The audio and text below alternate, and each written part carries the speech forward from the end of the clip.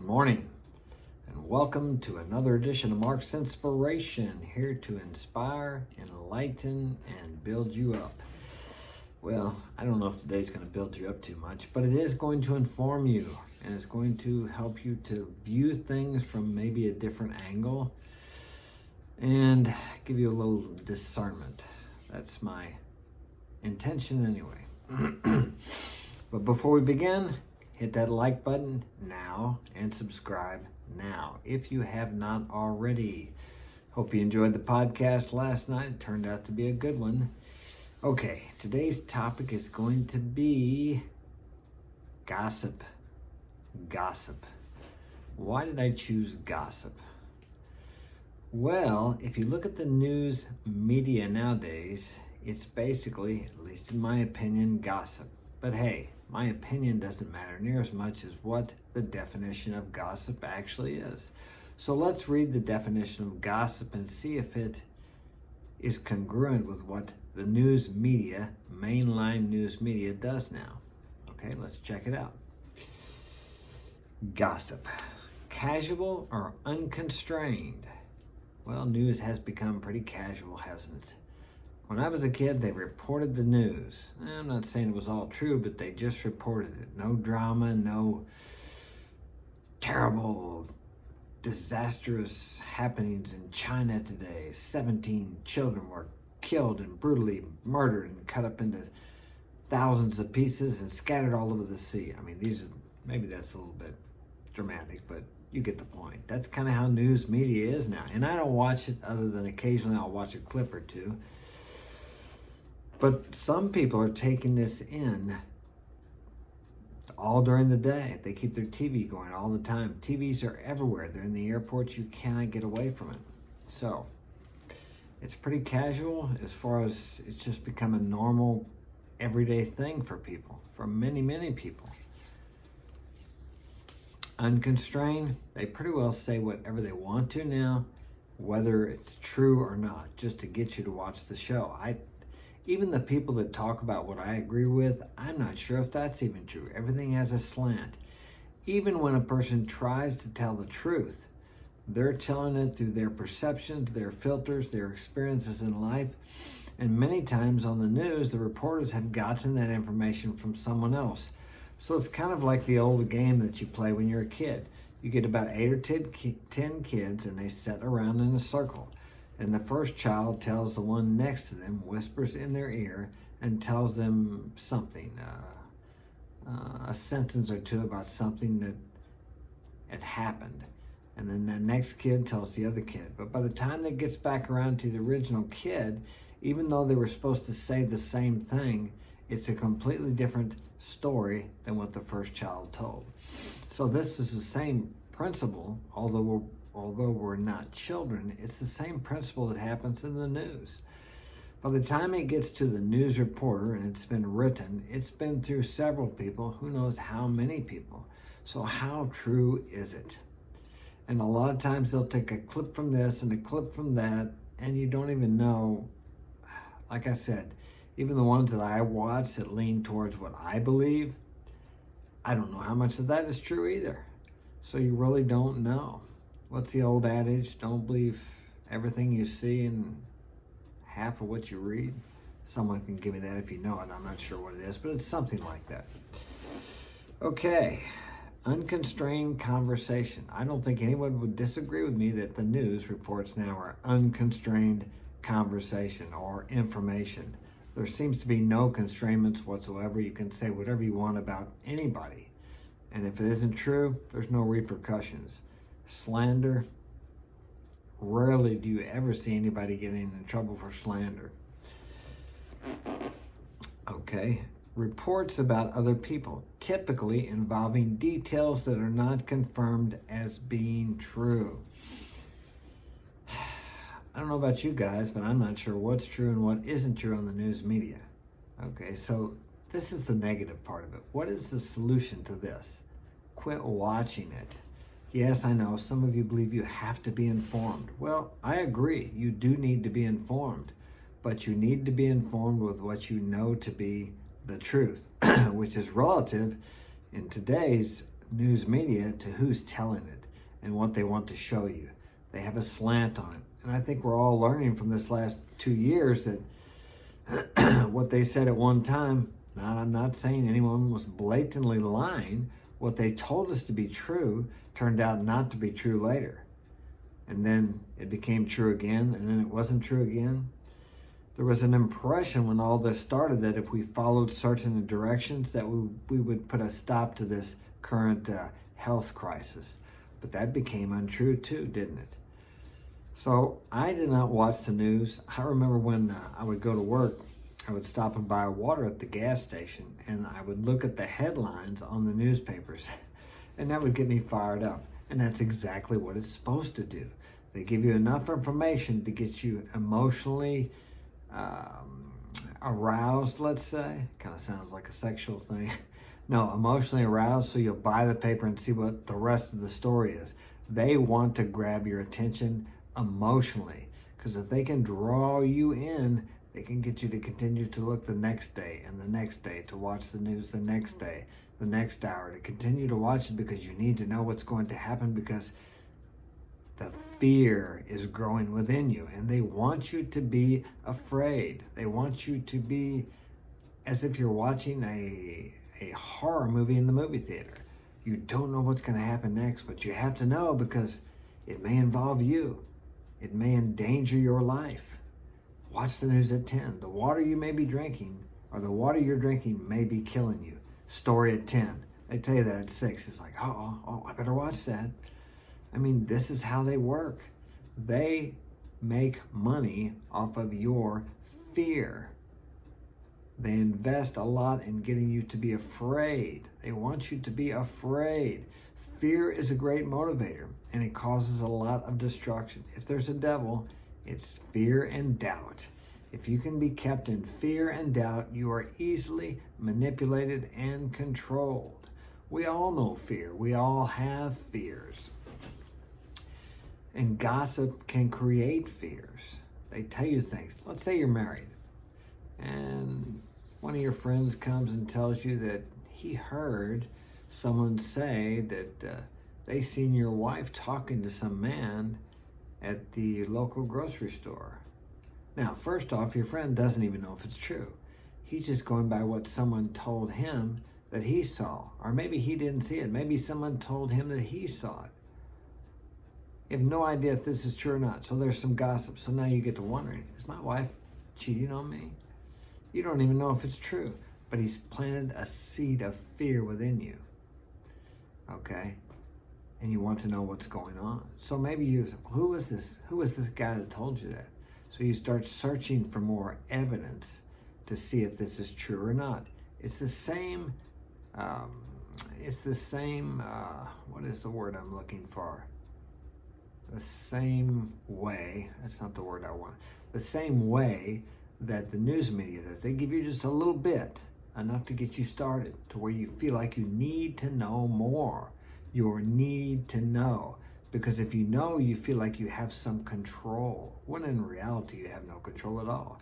But your need to know fills up their agenda of getting you to watch. They make millions of dollars. The news media has made probably billions of dollars off of this latest crisis that we've had, or created crisis, however you decide to view it. People die every day in the world. I mean, I look on the funeral billboard up there to see if there's anybody there that I know. One day it'll be my turn. I like what Marcus Aurelius says. Death smiles at us all. All we can do is smile back. What do they say? Death and taxes, you can't get out of that. Yeah, I know some people who haven't paid taxes. And I'm glad it's not me. I wouldn't want that hanging over my head. They may have paid them now, but quite a few years back, I was talking to a contractor, and he had never paid taxes. I'm like, gee, Merry Christmas. I couldn't sleep at night worrying about that. But the gossip is destructive, and the news media has become more and more like gossip as time has went on. Maybe some of you are younger and you don't remember what the news was like back in the day. They just reported the news at 6 and 10. I don't even think they had morning news. They had news at 6 or 5 o'clock, and they had 10 o'clock news. My grandma would watch it 10 to 10:30. Now they have 24-hour news. And it's not news more. It's almost like an event. It's a drama. It's like a movie. It's like a soap opera. And that's what it's geared toward, because it's not so much, at least my opinion, and I think if you watch, you can see that it's not so much about the news as it is about getting you to watch their channel. Who knows what's true? But what amazes me even more is how many people believe it and actually take action on it. I understand if you watch it, it's really hard not to become afraid. What I tried to do during this whole thing was try to find the facts. And even those statistics, even those can be manipulated by whoever puts the statistics out. So I have to ask myself, how do I know that any of this is true? Do I know if someone has died from this thing that's going around? Honestly, I don't know. I honestly don't know. Well, you may say, oh, Mark, how can you be so stupid? Don't you see what's happening? Well, I was told that many people had passed away from this, but I don't know for a fact. I'm not a scientist. I'm not a doctor. I cannot decide, or I cannot decipher the conditions and the how do I say, the cells and the microbiology things that to say this is this and this is that and this is the cause of a person's death. So the reality is, I just know what people tell me. So if the source is coming from someone I trust, I would believe it. But in this case, I don't trust the news media. I don't trust the government. I don't trust the CDC, because they all have their own agenda. And do you think their agenda is for your well-being? Maybe, maybe not. I'm not saying either way. I'm not sure. What I am saying, the point I'm making is, I don't know. I just know what I've been told. And I choose to believe what I see.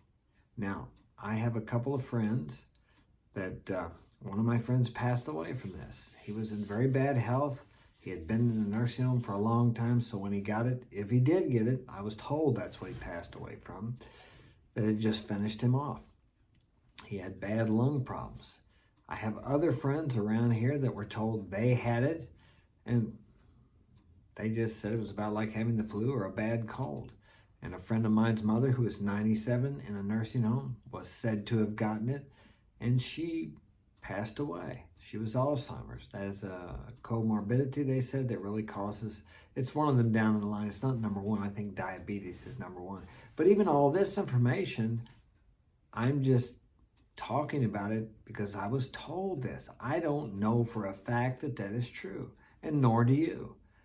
I mean, you say, well, Mark, don't you believe the experts in the science? As I said in the beginning of this, gossip. And I'm not saying the science is gossip, and I'm not saying that it's not true. I'm just saying that we don't know. If you get into an argument with someone about something, ask them, how do you know? How do you know that's true? I don't know if it's true that many people died from this, or that it's true that no one died from this. Honestly, I don't know. Because as I said, I'm not a scientist, I'm not a doctor, I'm not a medical professional, I'm not a biologist, I'm not a person who can who can look inside of cells and different things to figure out what is. I have no idea how that works. But I can observe what is going on around me. The way this thing commenced and the level of fear that was out there, you would think that every day when I went to work, because I was an essential worker, which I had some fear, I'm not lying, that I would come home every night and tell my kids, hey, I seen 4 or 5 people laying on the street, bleeding out their mouth, dying today from this horrible thing. But that wasn't the case. That wasn't the case at all. I do know some people that got really sick from it. One person that I know had the swine flu, and she almost passed away from that. And she did get this current illness, and it was very hard on her. She was in the hospital for quite some time, but she made it. And as I said, I know many, many other people who recovered from this and said it was nothing. And I suppose there are people out there who are what they call, asymptomatic? Maybe I have. I stay healthy. I exercise, I eat organic food, I take care of myself, I meditate. So this thing has not touched me as of yet, as far as I know. But what they say, the scientists, the experts say, we have many viruses and things that get within us every day that we don't even know we have, that our immune system kills. They actually said that if you knew how many things you came in contact with that are dangerous, you would probably be afraid to go out of the house. So, but back to the gossip. Once again, all these things, I don't really know if these are true. So the news media and anybody who's talking about, including myself, you don't know if anything I say is true. I'm just passing on what I've heard, but I'm also talking about what I've seen and what I've experienced in my life. There were stories about trucks being loaded with bodies. I didn't see that. I don't know if that's true. Well, you may ask, well, Mark, you think they're lying? I don't know. I just don't know. And I think we need to realize that when we're listening to this gossip, this information that pours out to us 24 hours a day, we really don't know if it's true. We don't know if it's true or if it's untrue. So why build a life on fear of things that you're not even sure is true? And this is the danger of gossip. This is the danger of unconstrained reports, when people are allowed to say whatever they want to say. Now, if they're coming on there and saying, this is just my opinion, as I'm doing here, because that's all I have is my opinion, you can take it or leave it. I've told you that I'm not sure what I'm repeating, I've heard is true, or if it's not true. I really don't know. I'm just asking you to open your mind up and look around. Look, in this case, look at the evidence of your senses. What is it telling you? We've gone through 2 years of, it actually hasn't affected me much here. I would lie if I said I had no fear. I did somewhat. I washed my hands a little more. I used some sanitizer. Other than that, I didn't go to the grocery store and load up on food. I didn't do all that. I had some fear, but I did not allow it to control my life. And therein lies the problem. A lot of people allow this gossip, these unconstrained reports, to cause them so much fear that they've actually alienated their families. They've lost businesses. Some people have been forced to close their businesses, to not allow certain people in, all because of fear of the unknown. And there's a word right there, fear of the unknown. They don't even know if it's real, no more than I do. Do I believe there's something going around that's killing people? Yes, I believe there is. Where did it come from? I have no idea. I know what they're talking about, but then there again, I don't know if that's true.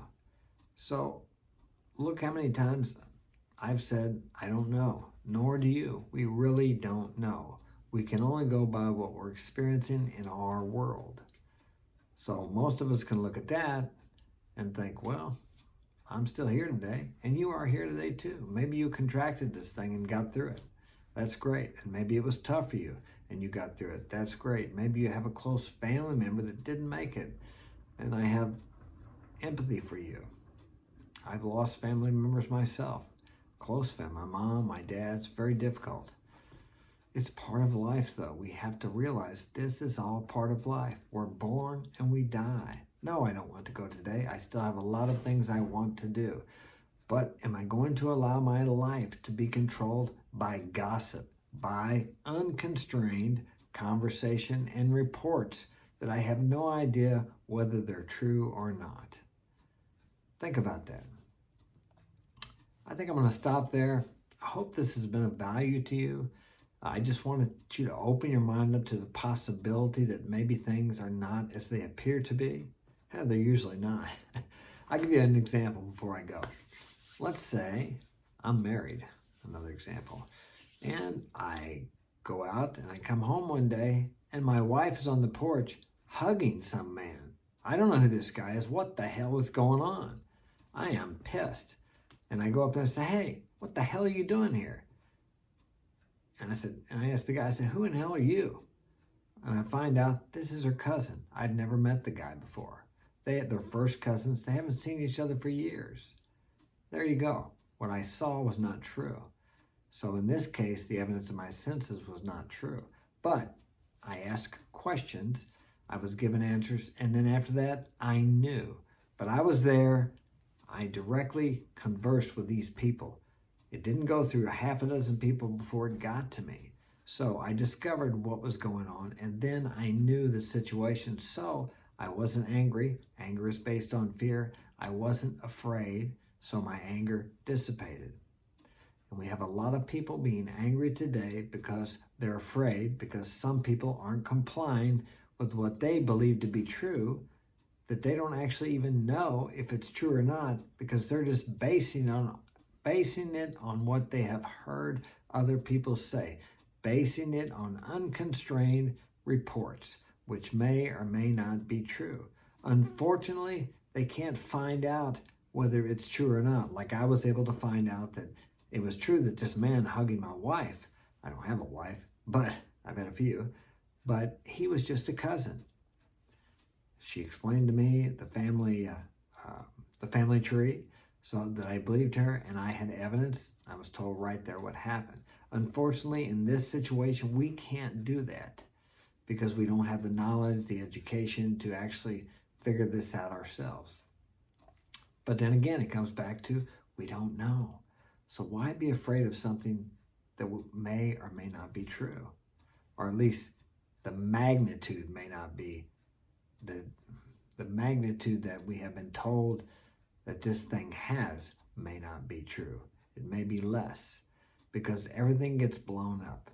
I guess the one expression I think of, and I'll stop with this, is making a mountain out of a molehill. And I will leave you with that. If you'd like to get my help personally, my website is marksinspiration.com, and join us every Saturday night at 6 p.m. for our podcast. We have some really interesting topics on there with my family, and we have guests come in occasionally, and I will see you later. Have a great day.